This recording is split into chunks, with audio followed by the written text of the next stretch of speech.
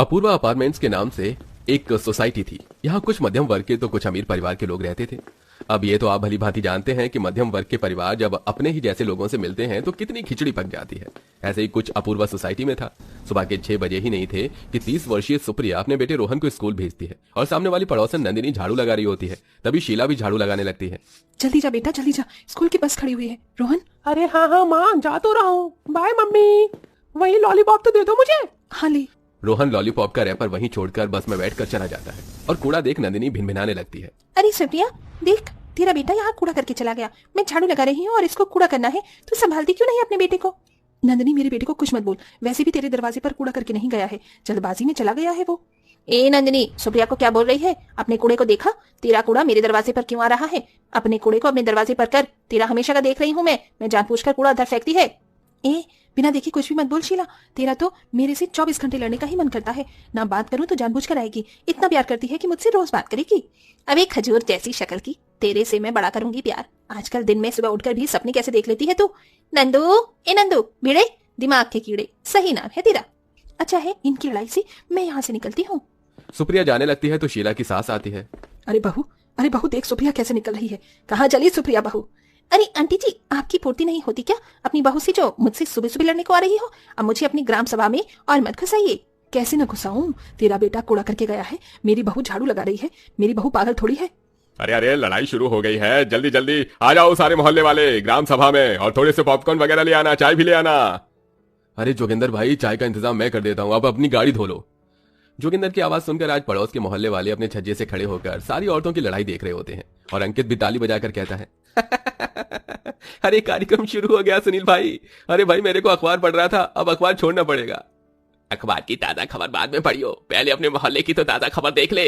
अच्छा आ रहा हूँ, कुर्सी लगा लो। देख लो तुम दोनों, इतना मोहल्ले में लड़ती हो ना कि मोहल्ले का नाम खराब कर रखा है। सारे लोग अब तुम्हारी महाभारत सुनाने आएंगे। मुझे मत बोलो कि महाभारत में नहीं, तुम दोनों ने शुरू करी। तुम लोग आपस में बातें कर रही थी, मैं तो अपने बेटे को स्कूल भेज रही थी।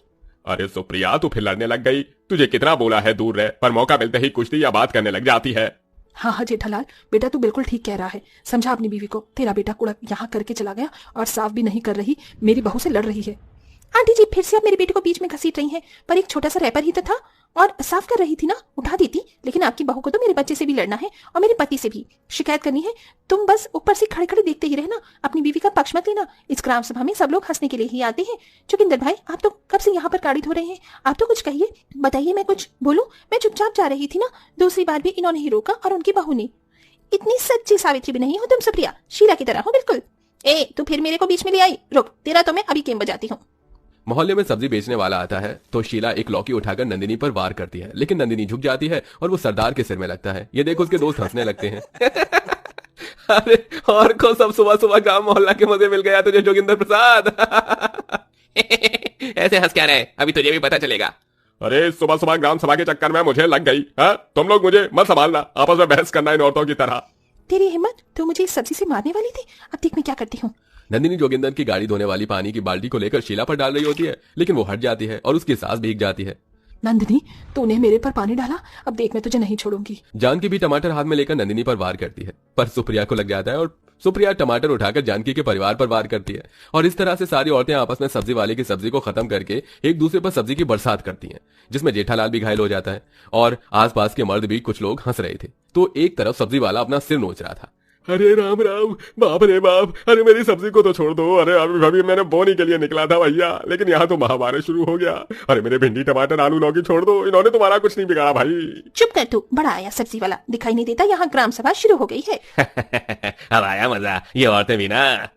तभी लड़ी हुई औरतें एक दूसरे का सिर भी नोचने लगती हैं, तो उनके पति और कुछ औरतें उन्हें शांत करवाती हैं और अलग करने की कोशिश करती हैं। लेकिन तभी सोसाइटी की सबसे अमीर औरत वंदना शाह हंसते मुस्कुराते हुए जॉगिंग करते हुए अपने घर से बाहर आती है और मुस्कुराकर जानकी से कहती है, और क्या हाल चाल है जानकी जी आपका? आप कहाँ अपना वक्त इन ग्राम सभा में, चलिए जॉगिंग करते हैं। अरे आप कैसी बातें कर रही हैं? देखिए ना, मेरी बहू और ये सारी औरतें लड़ रही हैं। सुबह सुबह ग्राम सभा बना रखा है मोहल्ले को, ऐसे में कैसे मैं जॉगिंग करने आपके साथ आ पाऊंगी? मेरे दिमाग में तो इनकी खिचड़ी पकती रहेगी। देखिए कैसे फेंका फेंकी कर रहे हैं। ये सब तो चलता रहता है, पर आप अपने लिए कब वक्त निकालेंगी? अच्छा माँ जी, अब आपको जॉगिंग की पड़ रही है? हाँ मैं बुरी हूँ ना, अब आपसे साथ थोड़ी ना दिया जाएगा यहाँ पर। अब चुप कर तू बहू, तू मत चालू हो जा।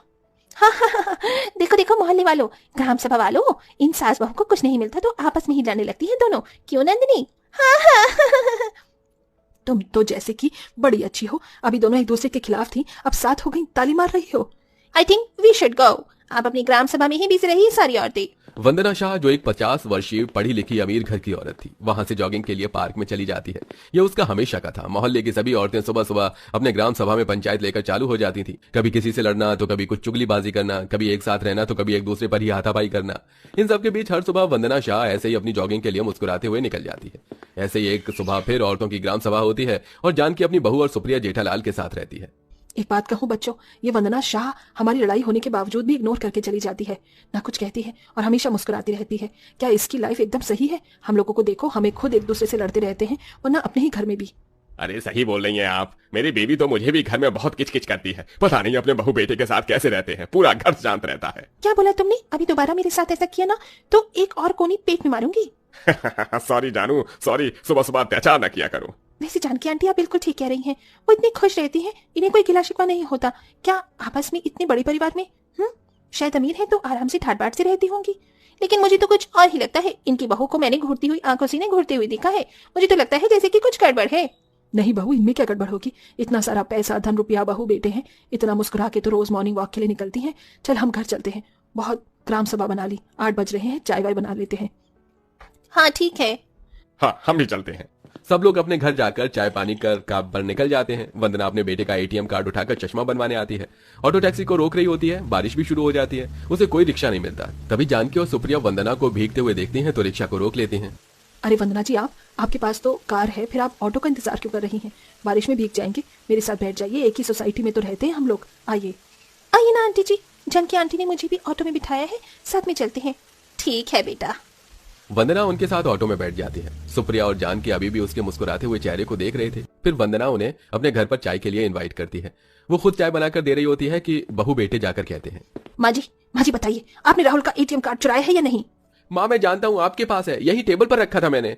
बेटा तुम लोग इतना चिल्लाकर बात क्यों कर रहे हो? देखो यहाँ पर पड़ोसी आए हैं। हाँ मैंने तुम्हारा एटीएम कार्ड लिया था, पैसे नहीं थे, पैसे मांगने आई थी, पर तुम दोनों ही नहीं थे। फिर मैंने सोचा जब तक मैं तुम्हारे बाबूजी का चश्मा बनवा कर ले आती हूँ, टूट गया था ना, उन्हें कुछ दिखाई नहीं दे रहा था। हाँ तो वो इतने अंधे हो गए हैं और कितना देखेंगे, क्या जरूरत है चश्मा लेने की? रेडिकुलस माँ, मैं यहाँ पर परेशान हो रहा हूँ। दोबारा से मेरा इस तरीके से सामान मत उठाना। पता भी है मुझे इसे भी पैसे देना है, इसको अपने लिए नेकलेस लाना है। दोनों बहू बेटे सुनाकर चले जाते हैं। जानकी और सुप्रिया को वंदना के लिए बहुत बुरा लगता है। आंटी जी हमें आपके लिए बहुत बुरा लग रहा है, आपकी बहू बेटी आपसे इस तरीके से बात करते हैं। चेहरे पर रोज कितनी अच्छी स्माइल देखकर ऐसा लग रहा था कि आप बहुत अच्छे परिवार में रहती हैं, अपनी बहू बेटे के साथ एकदम खुश रहती हैं, लेकिन यहाँ तो ऐसा कुछ भी नहीं है। अगर ऐसी ही परेशानी थी तो तू हमसे आकर बातचीत करती, अपना दिल हल्का करती। क्या दिल हल्का करूं? तुम सब लोग तो आपस में बात करते रहते हो, लड़ते भी हो, खुश भी रहते हो, लेकिन मेरे बहू बेटे मुझे सोसाइटी में आने ही नहीं देते। तुम्हारी ग्राम सभा देखकर मुझे कभी कभी अच्छा लगता है, मन करता है आऊं, लेकिन मेरा बेटा बहू की बात सुनता है और बहू मेरे बेटे को मेरे बारे में कुछ भी बोल देती है। देखा था ना, और फिर परेशानी बता करके क्या करना है? जिंदगी में है तो मुस्कुराना पड़ता ही है। ये तुमने सच कहा वंदना, और आज हम दोनों को तुमसे ये बात सीखने को मिली है। अब हम चलते हैं, अपने पति का ख्याल रखना, क्योंकि बहू बेटे तो तुम्हारा रखने से रहे।